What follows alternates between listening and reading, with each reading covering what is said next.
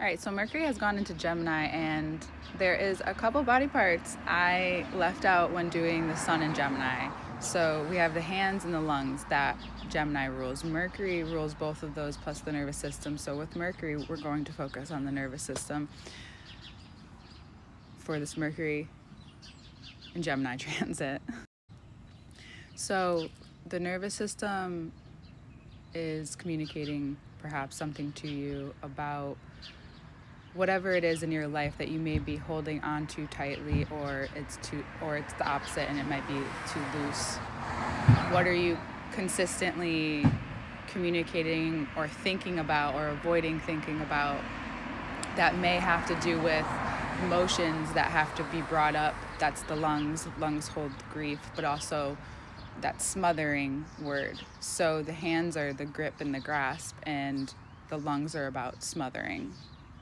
So checking into any planets in Gemini or where Gemini falls in your houses, check out that house, what it means, and something may need to be released, right? So the lungs contract and expand. So what's contracting in order for you to expand? What's being communicated to you by the world around you, by what's being shown back to you?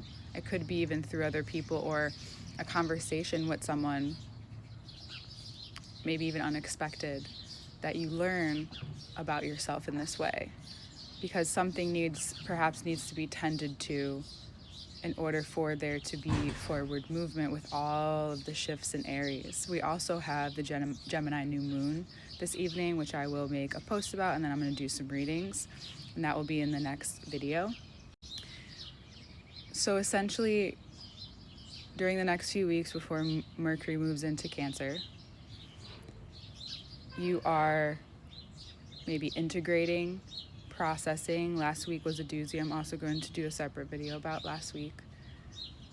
Whether you experienced emotions or not, there was still this heaviness, this shift from Saturn and Pisces to Aries in those last degrees. And now you're able to filter out at this time.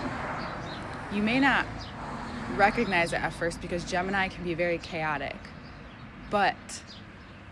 however, I have a feeling that this Gemini season, if you're willing to pay attention, you can really be grounded in the chaos. And that's through this experience of the grounding of our emotions, and especially those heavy ones that need to be seen, expressed, cared, and tended to, given to, hands, breathed into or exhaled out of.